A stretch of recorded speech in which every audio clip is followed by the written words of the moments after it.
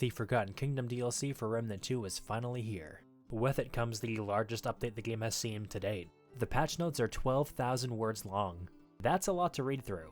And if I covered everything in one video, it would be a lot to sit through. So I'm going to give my breakdown on what I think the most important changes are in this update. As of recording this, I don't actually have my hands on the patch yet. To save the video from just being a bunch of patch notes, I figured I'd record some gameplay. So any footage that I show off here is not indicative of the current patch. Just like with the Awakened King DLC, I'll give a general rating of the equipment, archetype, etc. in its own video. For today, we'll be covering everything else changed by the update. And by everything, I mean some pretty broad sections, with a few small individual things sprinkled in here and there. If you want to read absolutely every word of the 12,000, be my guest. First up, the movement speed cap has been increased from 150% to 200% on the following actions: sprinting, jogging, crouching, and aiming down sights. This is pretty good, as it was kinda easy to max out your movement speed before. With 200% being the new max cap, I can see a lot of speedy builds surfacing. Bleed now properly halves the player's healing when they have triage, and it even halves the healing that enemies receive from empathy and regenerator. The slow status effect now interacts with all status effect procs, a very welcome buff to the status effect. Roaming aberrations now have an increased spawning chance on every difficulty below Apocalypse. A few traits have had a balance pass. Glutton's max consumable use speed bonus has gone from 30% to 35%. Handling, spread reduction, and recoil reduction has gone from 40% to 30%. Getting this out of the way now, this patch does have a significant amount of nerfs. I am fairly confident that this is all for a larger plan, as they do mention a big fragment update in the future. My best guess is that this is the sort of foundation for what's to come later on. Plus, a lot of the items that were nerfed were pretty much just the meta ones. When you look at how many things were buffed compared to how many things were actually nerfed, it's clear that their intention is not to ruin anyone's fun, or destroy build diversity. Back to the traits. The effects of Wayfarer have been combined into Swiftness, and a new trait has taken its place. The same goes for Resonance and Amplitude. And finally, Dark Pact is no longer a meme. Instead of reducing Grey Health regen, it now increases Grey Health conversion. Most of the archetypes got some sort of change. Hunter's Prime perk now also works with melee weak spot damage. Hunter's Focus no longer has any critical bonus, but it now has a grace period when leaving ADS. And lastly, the critical chance bonus against marked targets has been reduced from 15% to 10%. Challenger got 2 nerfs. Rampage's initial fire rate boost has been reduced from 15% to 10%, and the crit chance bonus from the damage perk has been reduced from 10% to 5%. Very Good Boy from Handler now has 50% damage reduction. I'm not sure what the value was before, but this should be a pretty good buff. The effect of Gunslinger's Prime perk can now be refreshed. Quick Draw no longer consumes excess skill cooldown, and Sidewinder has been reworked. Its duration has gone from 12 seconds to 60 seconds, its cooldown from 80 to 50, its swap speed bonus from 50% to 35%, and it now loses 10 seconds of duration on gaining ammo. This is a pretty big shift in its design, one that I'll cover more in detail when I get the chance. Summoner's minions all have a little more damage reduction now. There is also some tweaking with explosive damage from the sacrifice mechanic, and the Prime perk now has its effect reversed, whereas before the damage was increased the lower on health they were, now it's the opposite. Engineer got a bunch of changes for its turrets. More critical damage, more damage reduction, Vulcan got a damage boost, the flamethrower dot is a little higher, although it does take a bit more ammo to shoot in turret mode now. Also, like Challenger, the critical chance boost has been reduced from 10% to 5%. The patch notes do mention potentially more changes for Engineer in the future, so we'll see. Archon is definitely the most touched of the patch. At a glance, it does look like a pretty significant nerf. Since the beginning, it's been consistently one of the strongest archetypes, so I'm not really surprised it's been touched. It's been shifted away from mod power generation of the active type to the passive type. Power leaks mod generation on relic use has been reduced from 200 to 100, and every single skill has been touched. Reality Rune now grants passive mod regen when inside the bubble.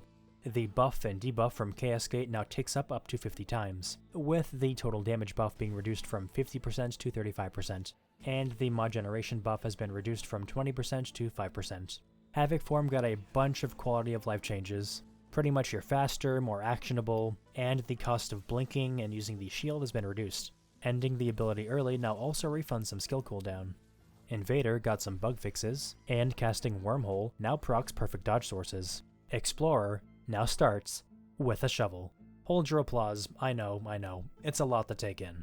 And lastly, Ritualist got a few changes. Its damage perk had its crit chance reduced from 10% to 5%, but it now interacts with skill summon and mod summon damage.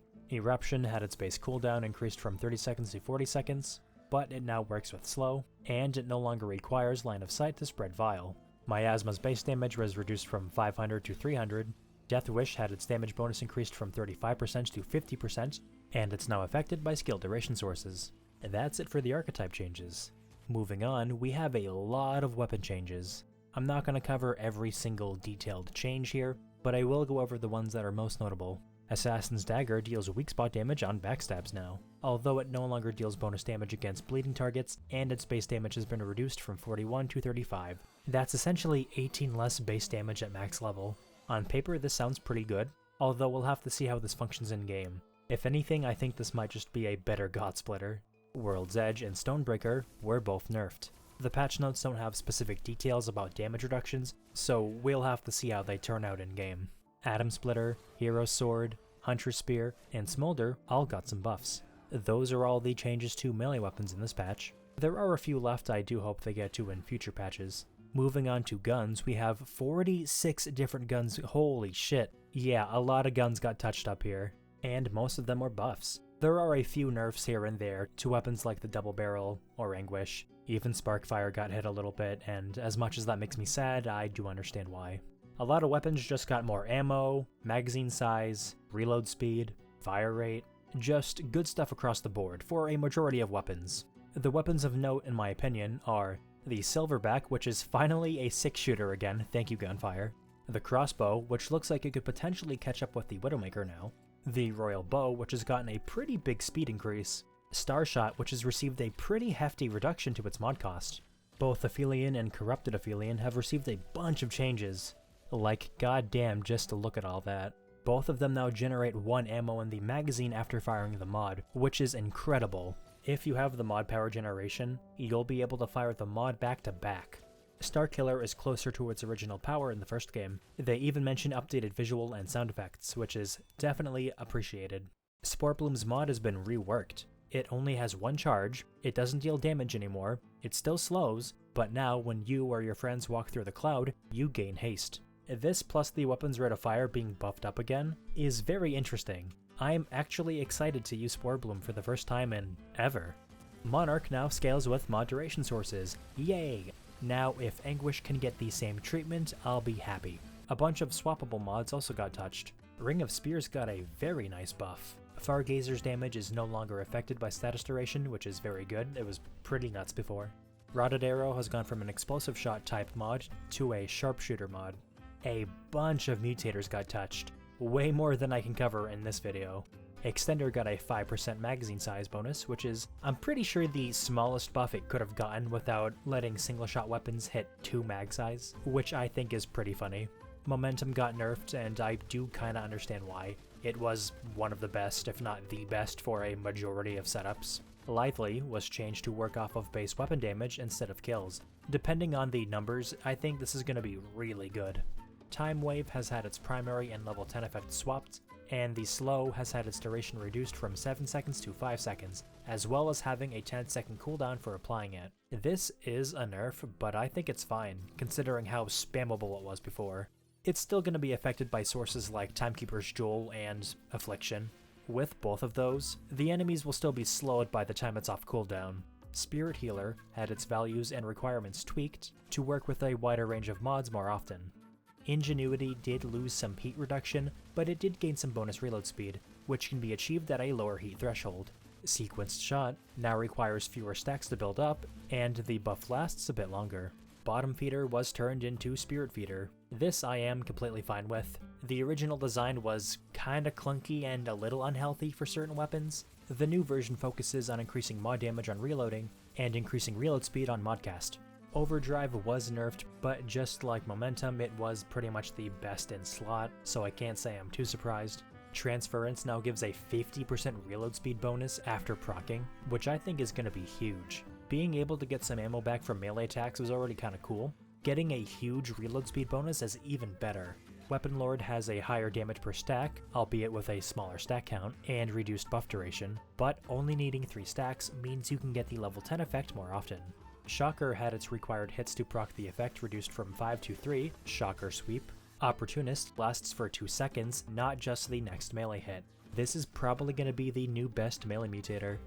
And finally, we have over 100 adjustments to rings and necklaces. This is way too much for this one video. The short and sweet of it is that most of the meta trinkets were nerfed. However, a lot of other ones were also brought up. Onyx Pendulum is now one of the very few multiplicative damage bonuses in the game. Ring of the Damned is now probably one of the best items in the game, at least for Grey Health builds. It doesn't mention a cap for the damage in the notes, so this could potentially be a really big boost.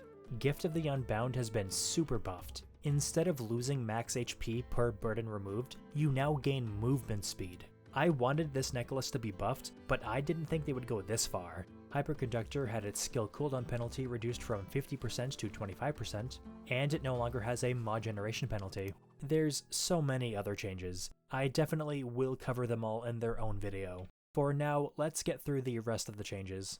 Broken Heart now has built-in health degen, and it no longer interacts with other healing items. I think this is really cool. In those weird cases where you may be healed up a little bit, the heart now passively keeps you at 50%. Lifeless Heart has been shifted into a pure relic activation tool. Although it no longer heals, it now has a built-in 50% use speed bonus. This is always how I've wanted the heart to be. Since it didn't have any sort of built-in use speed bonus, I rarely used it for builds. But with these changes, I could totally see this being used in a ton of setups. Say you still want to do some healing with the heart, you can equip Cleansing Stone. Each use of it will heal you and your friends for 25% of your max HP. Paper Heart has got a ton of changes. These stacks can now be removed by dealing 75 base damage. If you still have any stacks after 15 seconds, instead of losing that health, it'll instead be converted into Grey Health. This is an awesome rework, as the heart now encourages an aggressive playstyle in and outside of boss fights. Salvaged Heart was nerfed. I understand why. It was the heart I used in a majority of my builds. It's only a 25% use speed reduction, it's still gonna be really good. And lastly, Tormented Heart got some nice buffs. Wrapping things up, we've got some changes to Fragments and Concoctions. For the Fragments, they were all nerfs. They do mention above here the changes that are coming to the Relic system in the future, so I assume we're going to be getting a little bit more to these values and probably some other stuff as well. Now, the question that I kind of asked, and some of you may be asking, is why make the changes now and not just later when the new system is fully implemented? I believe their reasoning is they want to have a sort of baseline foundation for all of these values going into whatever huge update they plan. They probably view ripping off the metaphorical nerf bandage now as better than later. Let me know what you all think about these changes. Should these have happened now or later? Up next, we have the Concoctions. They're about half nerfs, half buffs. The two that I'm most concerned about are the health and stamina ones.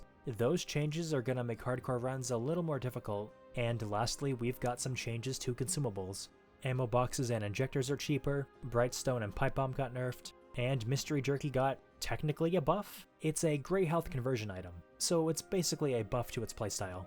And yeah, that's a general overview of all of the changes in the patch. If I covered everything in full detail, it would take me about a week, if not 2 weeks, to fully get everything documented in one video. Expect a review of the DLC in the next coming days. As always, thank you so much for watching, and I'll see you all in the next one.